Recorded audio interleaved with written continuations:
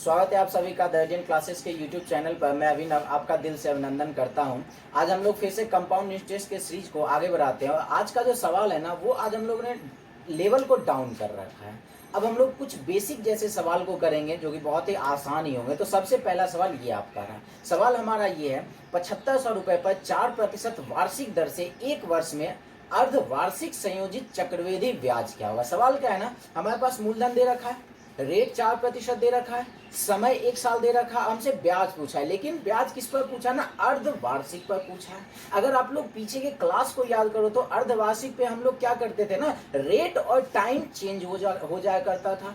Rate को हम लोग क्या करते थे तो 2 से भाग दे दिया करते थे और टाइम में क्या करते थे तो 2 से गुना करते थे। ऐसा क्यों करते थे, इसका चर्चा हम लोगों ने पीछे कर रखा है। अब हमारा रेट है 4%, लेकिन उसको हम लोग कितना कर लेंगे, 2 से भाग देकर 2%। हमारा रेट क्या हो गया ना, हमारा रेट हो गया 2% और समय क्या है तो समय 1 साल है ना, तो इसमें अर्धवार्षिक वाले में क्या करना होता है, समय में 2 से गुना करना होता है। क्यों 2 से गुना करना होता है, अर्धवार्षिक का मतलब ये होता है 6 महीने पे ब्याज ले लेना। 1 साल में कितने बार ब्याज लेगा, 2 बार ब्याज लेगा, इसलिए हम टाइम के जगह पे 2 साल मानते हैं। 2 साल एक्चुअली में होता नहीं है, 2 साल हम लोग उसे मान लेते हैं। अब हमारा टाइम क्या हो गया, टाइम हो गया 2 साल, हमसे पूछा है ब्याज। अब ब्याज निकालने का आप लोगों को कई सारे 2-3 तरीका हमने दे रखा है। अब हम लोग क्या करते हैं ना, रेट अगर हमारा 2% है तो इसका फ्रैक्शन वैल्यू क्या होता है तो 1/50 होता है। हम क्या कहेंगे, पहले 50 रुपए था और 1 साल में ये कितना हो गया तो 51 हो गया। यही कहते हैं ना, हमें 2 साल की जरूरत है तो 2 साल में कितना हो जाएगा तो इसका हम लोग स्क्वायर कर लेते हैं। 50 का स्क्वायर कितना हो जाएगा 2500 और 51 का स्क्वायर कितना हो जाता है तो 2601 हो जाएगा। अब 2500 रुपए 2 साल में 2601 हो गया तो ब्याज कितना मिला, 101 रुपए ब्याज मिला। हमारे सवाल में मूलधन कितना है 7500 है, यहाँ से मूलधन कितना है 2500 है, तो क्या कहेंगे 2500 बराबर है किसके तो 7500 के बराबर है। हमसे ब्याज पूछा है, ब्याज कितना है 101, इसीलिए 101 बराबर वर्ट कर लेते हैं। क्या मिल जाएगा, 3 बार में कट गया, 101 गुना 3 क्या आ गया हमारा आंसर तो 330। बिल्कुल आसान सवाल ये हमारा था। अब ये अगला सवाल देखिए ये भी सवाल सेम ऐसा ही मेरे ख्याल से बन जाएगा। क्या है, 1000 रुपए पर 20% प्रति वर्ष की दर से 1 वर्ष 6 महीने के अंत में अर्धवार्षिक संयोजित होने पर ब्याज क्या होगा। सवाल वही है ना, मूलधन हमारे पास दिया हुआ 1000, रेट हमारे पास 20% है और टाइम कितना है तो 1.5 वर्ष। 1 वर्ष 6 महीने का मतलब क्या है 1.5 वर्ष है। तो अर्धवार्षिक होने पर ब्याज पूछा है। जैसे अर्धवार्षिक है टाइम और रेट तो चेंज हो जाएगा। रेट है 20% तो आधा कर देंगे हम लोग, क्या हो जाएगा तो 10% हो जाएगा। और टाइम कितना है 1 साल 6 महीने। 1 साल 6 महीने का मतलब क्या है, अगर हम इसको ऐसे ही देखें तो 1 साल 6 महीने मतलब 6 महीने पे क्या होगा 3 बार ब्याज लेगा। टाइम क्या हो जाएगा तो 3 वर्ष यूज कर लेंगे, या 1.5 साल 3/2। और टाइम में क्या होता है, जैसे 1.5 साल का मतलब क्या होता है ना, 1.5 साल का मतलब होता है 3/2 और टाइम में हमने क्या बताया करने के लिए 2 से गुना करने के लिए बताया। तो टाइम क्या यूज करेंगे 3 साल यूज करेंगे। अब क्या है 1000 मूलधन है, 10% रेट है और टाइम कितना है 3 साल है। हमें क्या करना है तो ब्याज निकालना है। इसका तरीका आप लोगों के पास बहुत सारा है। 10% का फ्रैक्शन वैल्यू क्या होता है तो 10% का फ्रैक्शन वैल्यू 1/10 होता है। हम क्या कहेंगे, पहले 10 था, 1 साल में कितना हो गया तो 11 हो गया। हमें 3 साल की जरूरत है, 3 साल के लिए हमें क्यूब करना पड़ता है। 10 का क्यूब कितना हो जाएगा 1000, 11 का क्यूब कितना हो जाएगा तो 1331। ब्याज कितना मिल जाएगा तो 331। हमारे सवाल में मूलधन कितना 1000, यहाँ से भी मूलधन कितना 1000, इसका मतलब 1000 बराबर है किसके 1000 के। हमसे पूछा है ब्याज, ब्याज कितना 331 बराबर वर्ट कर लेते हैं। कितना आसानी से सॉल्व हो गया, हमारा आंसर आ गया कितना तो 331 हो गया। सॉल्व हो गया सवाल। अब नेक्स्ट सवाल देखते हैं क्या है। अब हमारा सवाल ये, फिर से वही सवाल आएंगे घुमा फिरा कर। सवाल ये है, 1.5 वर्ष का साधारण ब्याज और चक्रवृद्धि ब्याज का अंतर 244 है। यदि दर 10% हो और मूलधन को अर्धवार्षिक संयोजित किया जाता है तो मूलधन क्या होगा। ये सवाल हम लोगों ने इसको बना रखा है पहले ही, जब CSI का अंतर वाला सवाल चल रहा था ना, तो ये सवाल वहां पर आया था। फिर भी हम इसको देखते हैं, फिर से आया सवाल। तो क्या है ना, 1.5 साल के CSI का अंतर दिया हुआ, रेट 10% दिया हुआ है, मूलधन को क्या दिया अर्धवार्षिक संयोजित किया जा रहा है। अब जैसे ही अर्धवार्षिक आ गया तो रेट और टाइम तो चेंज हो जाएगा। हमारा रेट था 1.5 वर्ष, 3/2 वर्ष, तो 2 से गुना कर लिए। रेट टाइम कितना हो गया 3 वर्ष, मतलब जो अंतर दिया हुआ है उसको क्या समझेंगे हम लोग 3 साल के CSI का अंतर है 244। रेट है 10%, आधा कर लेते हैं, अर्धवार्षिक होने के कारण आधा करना पड़ जाएगा, 5% हो गया। अब हमसे पूछ दिया है अर्धवार्षिक हो गया, इसका काम कर लिया, मूलधन हमसे पूछा गया। इस टाइप के सवाल को हम लोगों ने कैसे सीखा था बनाने के लिए। हम ये कह रहे हैं ये 1 साल का, ये 2 साल के और ये 3 साल के CSI का अंतर है। पहले साल पे CSI का कोई अंतर नहीं है। हमारा रेट अब कितना है, तो 10% था, तो अर्धवार्षिक होने के कारण 5% हो गया, उसका फ्रैक्शन वैल्यू है 20। हमने क्या बताया था, अगर इसको याद करना है तो ये जो डिनोमिनेटर होता है इसी को हम लोग क्या मान लेते हैं, तो 2 साल के CSI का अंतर।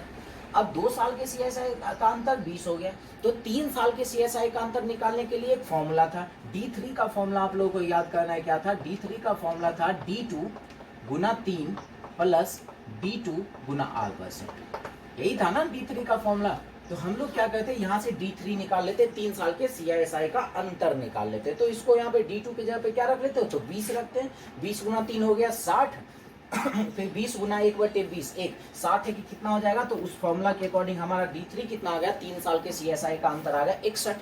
हमारे सवाल से CSI का अंतर कितना है, तो 244। ये 61 बराबर है किसके, 244 के, इसलिए हम लोग क्या कहते हैं, D2 निकाल लेते हैं। 2 साल के CSI का अंतर निकाल लेते हैं, क्या मिल जाएगा, 4 बार में कट जाएगा। D2 हमारा क्या आ गया, तो 80 आ गया। अब ध्यान से समझना है, पीछे भी हमने इसका चर्चा कर रखा। D2 जब हमारा 80 आ गया, तो D2 का फॉर्मूला क्या था, D2 का फॉर्मूला था P इंटू R% का R%, P इंटू R% का R%।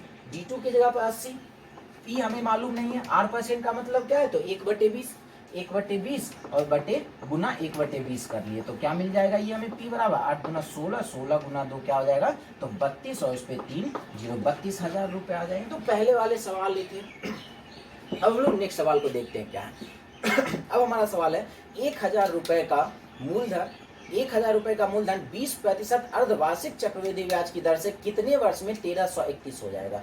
ध्यान से समझना है, ऐसा सवाल भी हम लोगों ने पहले कर रखा है, लेकिन वो वार्षिक हुआ करता था। हमारे पास मूलधन 1000 दे दिया है, रेट 10% दे दिया है, और 1331 हो जाएगा, मतलब मिश्र धन हमें दे दिया है। हमसे पूछा है टाइम क्या होगा, और क्या ना अर्धवार्षिक दिया है। अब ऐसे सवाल को बनाने के लिए ना हमें कुछ कलम चलाने की भी जरूरत नहीं। अब सवाल में क्या होगा, या तो अर्धवार्षिक देगा या तो वार्षिक देगा, और हमसे टाइम पूछेगा। हमें करना ये है, ये जो हमारा मूलधन 1000 है और मिश्र धन 1331 है, सिर्फ ये देखना है क्या ये हमारा ये स्क्वायर नंबर है या फिर क्यूब नंबर है, सिर्फ यही देखना है। स्क्वायर नंबर होगा तो समय 2 साल, क्यूब नंबर होगा तो समय 3 साल, अगर पावर 4 वाले हो तो समय 4 साल हो जाएगा। इस बात को समझना है। अब जैसे ही देखते हैं, हमारा क्या है ना, ये क्यूब नंबर है, 1000 और 1331 क्या क्यूब नंबर है, तो हम कहेंगे समय 3 साल होगा।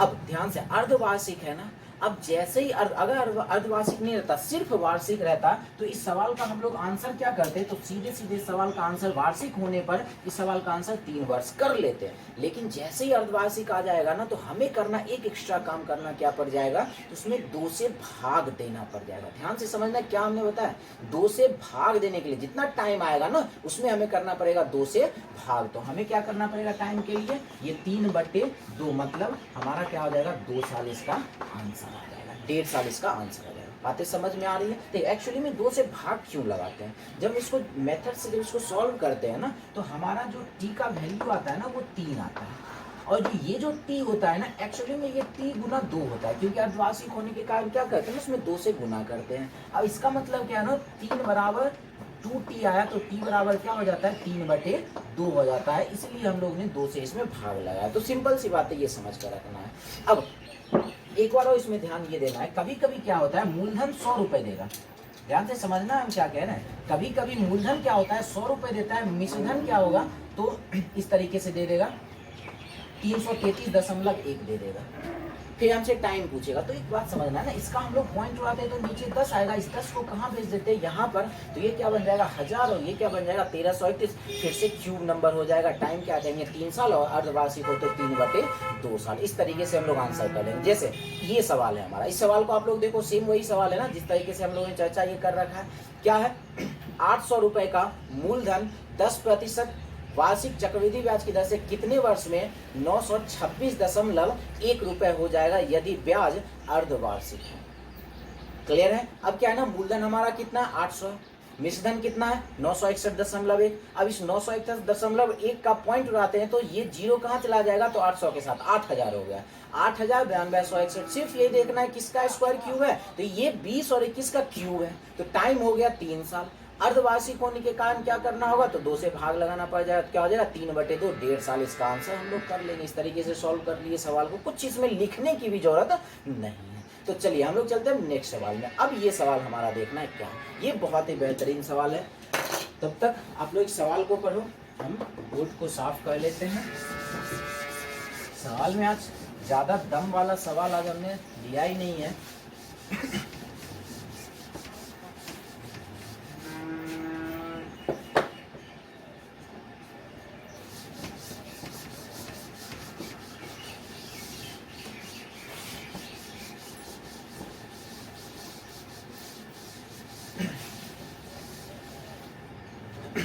अब हमारा सवाल क्या है, अब हमारा सवाल है, एक ठेकेदार 4% वार्षिक दर से धन उधार लेता है और वर्ष के अंत में ब्याज देता है।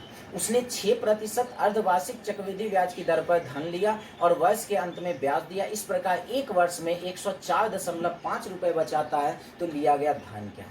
ध्यान से सवाल को समझना है।